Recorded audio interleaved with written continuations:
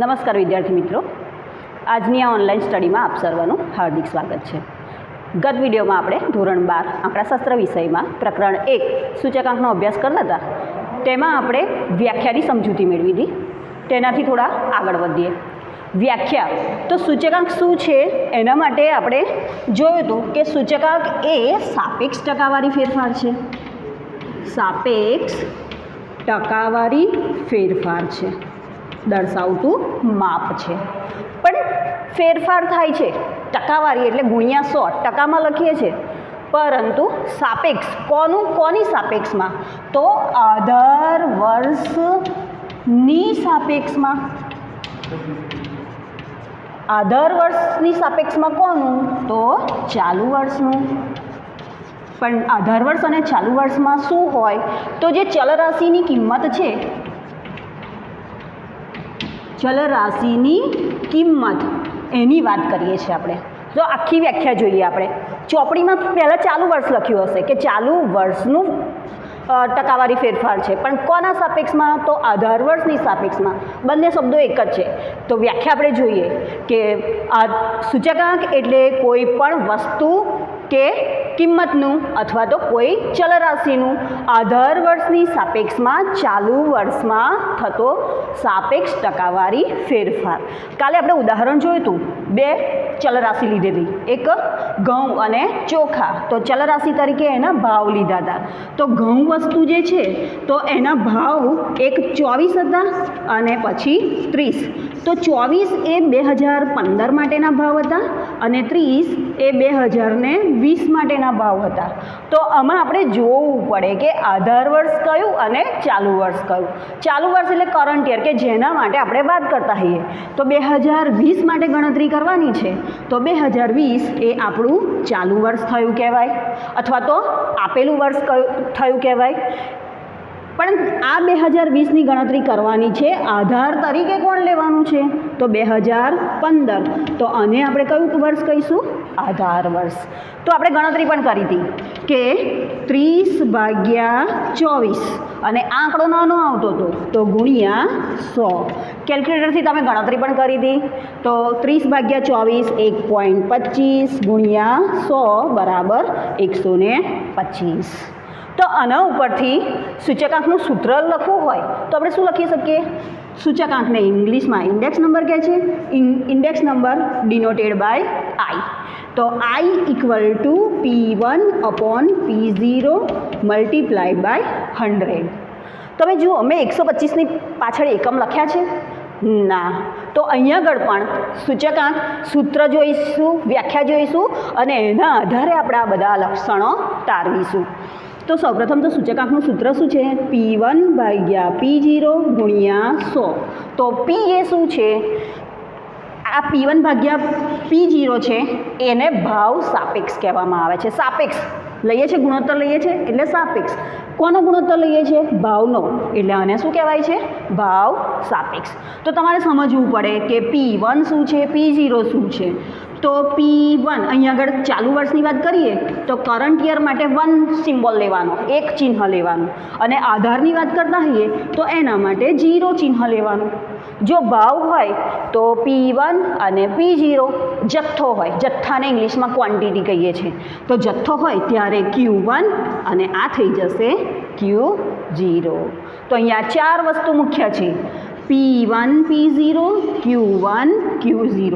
0 એટલે આધાર વર્ષ માટે અને 1 એટલે ચાલુ વર્ષ માટે. ફરીથી P એટલે પ્રાઇસ અને Q એટલે ક્વોન્ટિટી, ભાવ અને જથ્થો. તો આ રીતે સૂચકાંકની વ્યાખ્યા થઈ કે કોઈ પણ ચલરાશિની આધાર વર્ષની સાપેક્ષમાં ચાલુ વર્ષનું સાપેક્ષ ટકાવારી ફેરફાર દર્શાવતું માપ. ચોપડીમાં શબ્દો હવે લખ્યા છે કે કોઈ પણ ચલરાશિની ચાલુ વર્ષનું, પણ કોના સાપેક્ષમાં? આધાર વર્ષની સાપેક્ષમાં. બંને શબ્દો એક જ છે. ચાલુ વર્ષનું આધાર વર્ષની સાપેક્ષમાં થતો ટકાવારી ફેરફારને સૂચકાંક કહેવામાં આવે છે. તો આ થઈ એની વ્યાખ્યા, આ થયું એનું સૂત્ર. એમાં આપણે આ 4 વસ્તુ સમજ્યા કે આધાર માટે 0 ચિહ્ન લેવાનું અને ચાલુ વર્ષ માટે 1 ચિહ્ન લેવાનું. તો વિદ્યાર્થી મિત્રો, આના ઉપરથી આપણે એના લક્ષણો જોઈએ. તો સૂચકાંક એ પહેલું તો સાપેક્ષ માપ છે, જોઈ શકો છો કારણ કે ગુણોત્તર લઈએ છીએ, સાપેક્ષ માપ છે. બીજું, કોઈ દિવસ એની પાછળ એકમ લખાતો નથી એટલે એ કેવું માપ છે? એકમથી મુક્ત માપ છે. તો તમને ટૂંકા પ્રશ્નમાં પૂછે કે કોઈ એક વસ્તુ ચોખાનો સૂચકાંક 126.12 રૂપિયા છે, આ વાક્ય સાચું કે ખોટું? તો ભલે 126.12 હોય પણ આઈની પાછળ એકમ લખાતો નથી એટલે આ વાક્ય ખોટું છે. સુધારવું હોય તો શું લખાય કે ચોખાનો સૂચકાંક આઈ બરાબર 126.12 છે. તો આના ઉપરથી પહેલું લક્ષણ થયું કે એકમથી મુક્ત માપ છે અને સાપેક્ષ માપ છે. બીજું, જુદા જુદા એકમોવાળી ચલરાશિ હોય અને એમાં ફેરફાર થતા હોય તો એ ફેરફારને સરખાવવા માટેનું પણ આ માપ છે. એનો મતલબ ચલરાશિમાં એક ભાવ લીધો છે અને જુદી જુદી ચલરાશિ જુદા જુદા એકમો હોય, કોઈ એક રૂપિયાવાળો એકમ હોય અને કોઈ એક વજનનો એકમ હોય, એવી ચલરાશિ હોય એની પણ સરખામણી કરવી હોય તો સૂચકાંક ચાલે છે, વપરાય છે. ત્રીજું, તુલનાત્મક માપ છે. તો કમ્પેરિઝન જ કરવાની છે કે ચાલુ વર્ષની સાપેક્ષમાં આધાર વર્ષમાં અથવા તો આધારને ધ્યાને લઈને ચાલુ વર્ષમાં કેટલો ફેરફાર થાય છે એની આપણે સરખામણી કરીએ છીએ, તુલના જ કરીએ છીએ, તેથી તે તુલનાત્મક માપ છે. આગળ, ટકાવારી ફેરફાર દર્શાવતું સાપેક્ષ માપ છે. સાપેક્ષ માપ છે તો કહી દીધું આપણે કારણ કે ભાગાકાર આવે છે, બરાબર છે, અને આ ગુણ્યા 100 કરીએ છીએ એટલે એની પાછળ શું લખાય છે? ટકા. તો આ ટકાવારી દર્શાવતું સાપેક્ષ માપ છે. આગળનો મુદ્દો એ શું કહે છે કે વિશિષ્ટ સરેરાશ માપ છે. કેમ સરેરાશ માપ છે? તો સરેરાશના બધા લક્ષણો, સરેરાશ એટલે શું? સાદામાં સાદો અર્થ સમજીએ તો આપણે મધ્યક, તો સરેરાશના બધા લક્ષણો એમાં હોય છે. આ તો તમારે એક સાદો સૂચકાંક છે પણ સરેરાશ સૂચકાંક શોધવાનો આવે ત્યારે પણ બે સૂચકાંક જે મળે છે એની સરાસરી લેવામાં આવે છે. તો આપણે આટલા 5 મુદ્દાને ધ્યાનમાં રાખીને એના લક્ષણો કહેવા હોય તો સૌપ્રથમ તો સૂચકાંક એક સાપેક્ષ માપ છે અને એ એકમથી મુક્ત માપ છે. બીજું કે સૂચકાંક જુદા જુદા એકમોવાળી ચલરાશિ હોય તો એના ફેરફાર માટે પણ ઉપયોગી છે, સરખામણી કરી શકાય છે. ત્રીજું, તુલનાત્મક માપ છે. ચોથું, ટકાવારી ફેરફાર દર્શાવતું સાપેક્ષ માપ છે. અને પાંચમું, એ એક વિશિષ્ટ સરેરાશ માપ છે અને સરેરાશના બધા લક્ષણો એ ધરાવે છે. અને આગળ પણ એક વાત કહે છે કે સૂચકાંકથી બે જુદા જુદા સમયની પરિસ્થિતિઓની ગુણોત્તર દ્વારા પ્રમાણિત સમય સાથે સરખામણી કરવામાં આવે છે. જુઓ, જુદા જુદા સમય છે, 2015 અને 2020 જુદા જુદા સમય છે, એમાં પ્રમાણિત અથવા આધાર કયું લીધું છે? 2015. તો 2015 સાથે 2020ની સરખામણી કરવામાં આવે છે. તો આમ આ થયા સૂચકાંકના લક્ષણો. હવે આપણે આગળના મુદ્દાની વાત કરીએ કે સૂચકાંક ગણવા માટે આધાર વર્ષની પસંદગી કરવી પડે. આ જે આધાર જે છે એની પસંદગી કરવી પડે. તો આધાર એ શું છે?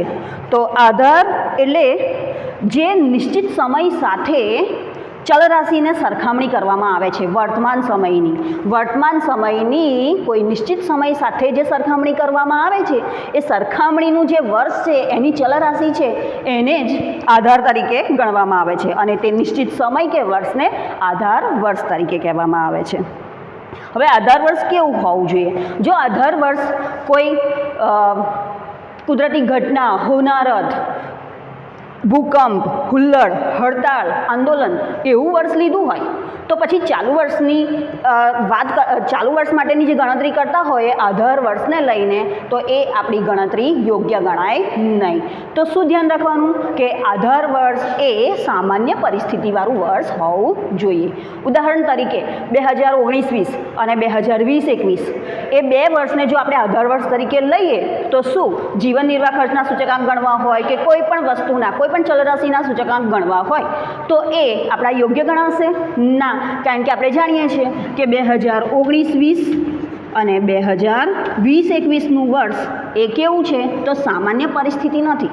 એમાં લોકોની જીવનશૈલી બદલાઈ ગઈ, લોકોની કમાણી બદલાઈ ગઈ, લોકોની રીતભાત બદલાઈ ગઈ, બરાબર છે? તો એના આંકડા એ સામાન્ય વર્ષ કરતાં તો અલગ જ આવે છે. તો ધ્યાન રાખવાનું કે આધાર વર્ષ એ સામાન્ય પરિસ્થિતિવાળું વર્ષ હોવું જોઈએ. એટલે કે કોઈ પણ કુદરતી આફત કે માનવ સર્જિત આફત, કોઈ પણ હોનારત એવું વર્ષ હોવું જોઈએ નહીં. પણ તમારે તો આ દર વર્ષ ગણતરીમાં કહી દીધું હશે એટલે તમારે જ પસંદ કરવાની તો વાત આવતી જ નથી. પ્રશ્નમાં જ કહી દીધું હશે કે આધાર વર્ષ આને લઈને તમે ગણતરી કરો, બરાબર છે. પણ આ ટૂંકા પ્રશ્નમાં અથવા તો એની થિયરીમાં તમને 1 માર્કમાં પૂછી શકાય છે કે આધાર વર્ષ કેવું હોવું જોઈએ. તો આધાર વર્ષ પસંદ કરવાની 2 રીતો છે, એક અચલ આધારની રીત અને બીજી પારંપરિક આધારની રીત. તો એ બંને રીતોના દાખલા આપણે એક દાખલો લઈએ અને એની સાથે સમજતા થઈએ. તો શરૂ કરીએ આપણે સ્વાધ્યાય 1.1.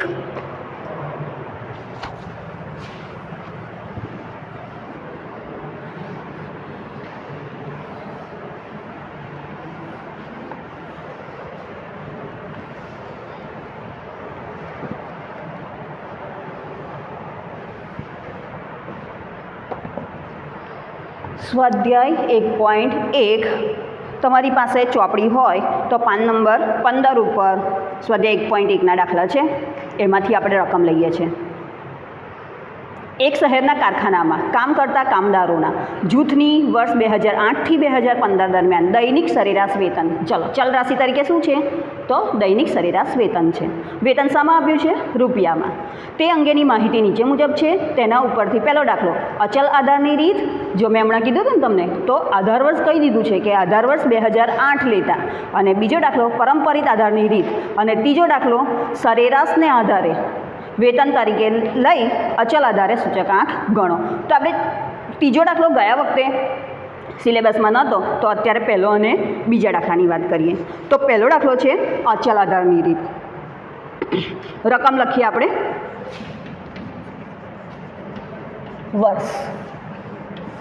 વર્ષ કેટલા આપ્યા છે?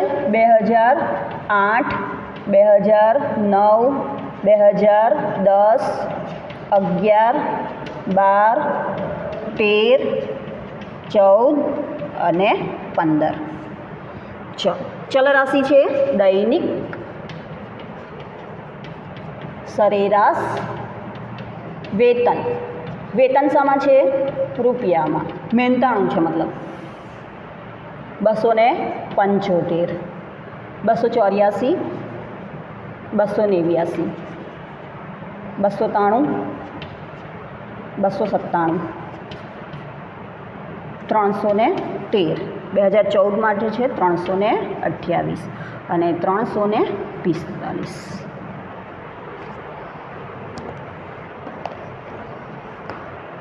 હમણાં જ વાત કરી એ મુજબ આધાર વર્ષ, બરાબર. આધાર આપવાની 2 રીત છે. એક તો અચલ આધારની રીત અને બીજી છે પારંપરિક આધારની રીત. અચલ આધારની રીત એનો મતલબ કે આધાર વર્ષ ફિક્સ થઈ જાય છે. આધાર વર્ષ ફિક્સ થઈ જાય છે. આપણા દાખલામાં, પહેલા દાખલામાં આધાર વર્ષ કયું લેવાનું કીધું છે? તો 2008ને આધાર વર્ષ લેવાનું કીધું છે. એનો મતલબ 2008 માટેની કિંમત કેટલી છે? 275. એને આપણે આધાર તરીકે લઈશું. હવે મિત્રો અહીંયા પહેલો દાખલો ગણીએ, બરાબર છે કે અચલ આધારે સૂચક આંક. આટલી ગણતરી આપણે એના માટે રાખીએ. અહીંયા બીજો દાખલો ગણીશું પારંપરિક આધારે સૂચક આંક. આધાર ફિક્સ છે, એને 2008ને આધાર વર્ષ તરીકે લેવાનું છે. સૂચકાંકનું સૂત્ર તો એક જ છે, P1 ભાગ્યા P0 ગુણ્યા 100. P1 એટલે ચાલુ વર્ષની ચલ રાશિની કિંમત, P0 એટલે આધાર વર્ષની ચલ રાશિની કિંમત અને ટકાવારી સાપેક્ષ માપ છે એટલે ગુણ્યા 100. તો અહીંયા આગળ 2008 માટે ગણીએ છીએ તો P1 થાય 275. ચાલો, P0 કયો લેવાનો છે? 2008. 2008 માટેની કિંમત કેટલી છે? 275 ગુણ્યા 100. જે આવશે આપણે લખીશું. આના માટે ગણતરી કરીએ તો જે ચાલુ વર્ષ કયું કહેવાય? એના માટે 284. પણ આધાર તરીકે કયું લેવાનું છે 2008. એની કિંમત કેટલી છે 275. સૂત્ર પ્રમાણે ગુણ્યા 100. આના માટે ગણતરી કરીએ તો 289 ચાલુ વર્ષની થઈ. P0 ફિક્સ થઈ ગયો છે કેટલા 275 ગુણ્યા 100. આના માટે ગણતરી કરીશું તો 293 275 ગુણ્યા 100. અહીંયા ગણતરી કરીશું તો 297 275 100. અહીંયા 313 ભાગ્યા 275 ગુણ્યા 100. અહીંયા ગણતરી કરીશું 328 275 ગુણ્યા 100. અહીંયા ગણતરી કરીશું 345 ભાગ્યા 275 ગુણ્યા 100. જો વિદ્યાર્થી મિત્રો, આધાર વર્ષ જ્યારે આપી દીધું હોય તો એ રીતને કઈ કહેવાય? અચળ, ફિક્સ, અચલ આધારની રીત. અહીંયા આધાર વર્ષ આપી દીધું છે 2008ને, તો 2008 માટેની કિંમત 275. દરેક કિંમતને 275 વડે ભાગવાના, 100 વડે ગુણવાના. ફોર એક્ઝામ્પલ 2011ને આધાર વર્ષ કયું હતું? કેટલી કિંમત છે 293. તો બધી જ કિંમતને કેટલા વડે ભાગતા આપણે? 293 વડે અને ગુણ્યા 100. તો આ થઈ અચલ આધારની રીત. એની ગણતરી મેં કરેલી છે કેલ્ક્યુલેટરથી. તમે પણ કેલ્ક્યુલેટર વાપરી શકો છો. તો 275 ભાગ્યા 275 ગુણ્યા 100 એટલે 100. 284 ભાગ્યા 275 ગુણ્યા 100 એટલે 103.27. અહીંયા આગળ થશે 105.09. અહીંયા થશે 106.55. વિદ્યાર્થી મિત્રો ગણતરી જોઈ લેજો. પોઈન્ટ આગા પાછા હોય તો ચેક કરી લેજો. 108 113.82 119.27 અને છેલ્લી કિંમત થશે 125.45. તો આ થઈ અચલ આધારની રીત. સિમ્પલ છે. આધાર વર્ષ આપી દીધું હોય, એ જે કિંમત હોય, વર્ષ નહીં પણ વર્ષ માટેની ચલરાશિ કિંમત હોય, એના વડે દરેકને ભાગવાના અને 100 વડે ગુણવાના. તો આ થઈ અચલ આધારની રીત. હવે બીજી રીત લઈએ, પારંપરિક આધારની રીત. એમાં પણ સૂચકાંકનું સૂત્ર તો એનું એ જ રહે, I = P1 ભાગ્યા P0 ગુણ્યા 100. પણ અહીંયા શું ધ્યાન રાખવું પડે? પારંપરિક. હવે તમે એનો મતલબ સમજો. પારંપરિક, પરંપરા શબ્દ પરથી આવ્યો છે. તો તમારા જે પણ લક્ષણો છે કે જે પણ તમારી આવડત છે એને અગાઉની પેઢી સાથે જોડી શકાય. એ પેઢીને એની અગાઉની પેઢી સાથે જોડી શકાય, એને એની અગાઉની પેઢી સાથે જોડી શકાય. એનો મતલબ અહીંયા ચેન બને છે, બરાબર. તો અહીંયા આગળ શું કરવાનું છે? 2008ને એના અગાઉ વડે, 2009ને એના અગાઉ વડે, 2010ને એની અગાઉની કિંમત વડે. 11 માટે અગાઉની કિંમત. આ તો વર્ષ છે, વર્ષ નહીં પણ એ ચલરાશિને આપણે ધ્યાનમાં રાખવાની છે. તો પારંપરિક આધારે સૂચકાંક તો અહીંયા P1 એ અહીંયા P1 કે ચાલુ વર્ષની કિંમત, અહીંયા P0 આધાર વર્ષની, જ્યારે અહીંયા P0 અગાઉના વર્ષની. બસ આટલું ધ્યાન રાખવાનું છે. અહીંયા P0 ફિક્સ થઈ જાય છે એટલે જ ઇંગ્લિશમાં એને કહેવાય છે ફિક્સ બેઝ ઇન્ડેક્સ નંબર, અને અહીંયા બદલાતો રહે છે એટલે જ એને કહેવાય છે પારંપરિક આધાર. ચાલો ગણતરી કરીએ એટલે તમને સમજ પડશે. 2008 માટે ગણીએ છીએ. આ દાખલો પૂરો થઈ ગયો, બરાબર. હવે ફરીથી આપણે રકમ ઉપર ધ્યાન આપવાનું. આ આપણી રકમ છે 275.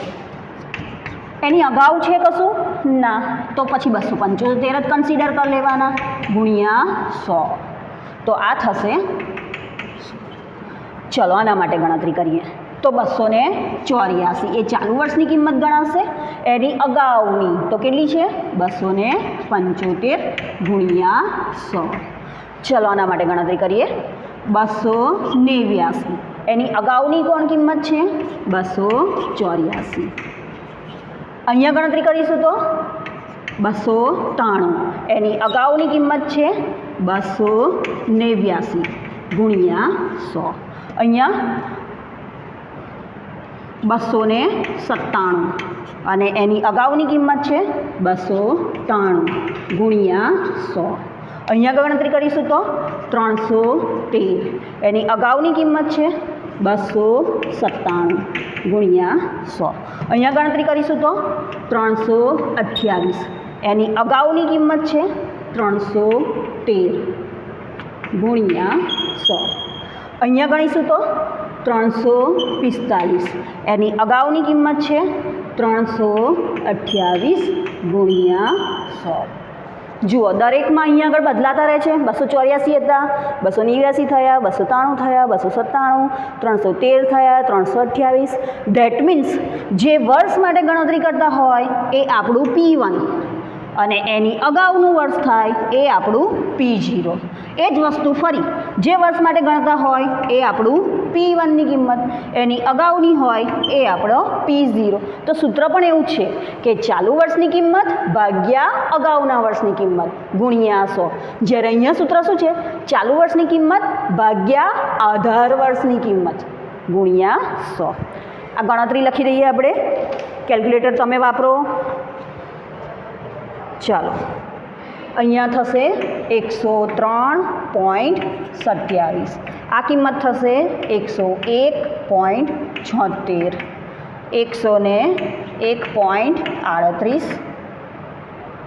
101.37, 105.39, 104.79 અને છેલ્લી કિંમત થાય છે 105.18. સિમ્પલ કેલ્ક્યુલેટરમાં શું કરવાનું? તમારે 293 લખવાના ભાગ્યા 249 લખવાના. જે પણ જવાબ આવે એને ગુણ્યા 100 કરવાના. તો આ થઈ આધાર આપવાની રીત. તો બે રીત થઈ આધારની રીતમાં. એક અચલ આધારની રીતે સૂચકાંક અને બીજો પારંપરિક આધારની રીતે સૂચકાંક. ચલો ફરીથી પુનરાવર્તન કરી લઈએ. બસ આજે આપણે આ એક જ દાખલો સમજીશું, પણ પુનરાવર્તન કરતાં પહેલાં આ બેમાં શું તફાવત છે? તો આંખે ઉડીને વર્ગે એવો તફાવત છે કે અહીંયા આગળ P0 ફિક્સ થઈ જાય છે, જ્યારે અહીંયા P0 બદલાય છે. બસ આટલું જો તમને ખબર હોય તો તમે સમજી શકો છો. અથવા તો એના નામ પરથી પણ તમને યાદ રહી શકે છે. અચલ ધેટ મીન્સ અચળ, ફિક્સ. અહીંયા ફિક્સ રહે છે ભાગાકારમાં, જ્યારે અહીંયા ભાગાકારની કિંમત જે છે એ બદલાય છે. તો બદલાય તો કઈ બદલાય? એની જેના માટે ગણતરી કરતા હોય એની અગાઉની કિંમત. 200 આની ગણતરી કરીએ તો 275 ભાગ્યા 275 ગુણ્યા 100, 284 ભાગ્યા 275 ગુણ્યા 100, 289 ભાગ્યા 275 ગુણ્યા 100. કેમ 275? 2008ને ચોપડીમાં કીધું જ છે આધાર વર્ષ લેવાનું છે. તો 2008 માટેની કિંમત 275. 293 ભાગ્યા 275 ગુણ્યા 100, 297 ભાગ્યા 275, 313 ભાગ્યા 275, 328 ભાગ્યા 275 ગુણ્યા 100, 345 ભાગ્યા 275 ગુણ્યા 100. એ જ વસ્તુ હવે આ દાખલો ભૂલી જાઓ. પારંપરિકમાં કરતા હોઈએ તો 275 અગાઉનું નથી તો 275 ગુણ્યા 100, 284 275 ગુણ્યા 100, 289 284 ગુણ્યા 100, 293 289 ગુણ્યા 100, 297 ભાગ્યા 293 ગુણ્યા 100, 313 ભાગ્યા 297 ગુણ્યા 100, 328 ભાગ્યા 313 ગુણ્યા 100, 345 ભાગ્યા 328 ગુણ્યા 100. તો આ થઈ સૂચકાંકમાં અચલ આધારની રીત અને પારંપરિક આધારની રીતે સૂચકાંકની ગણતરી. હવે પછીનો મુદ્દો ફરીની વિડીયોમાં જોઈશું. Thank you.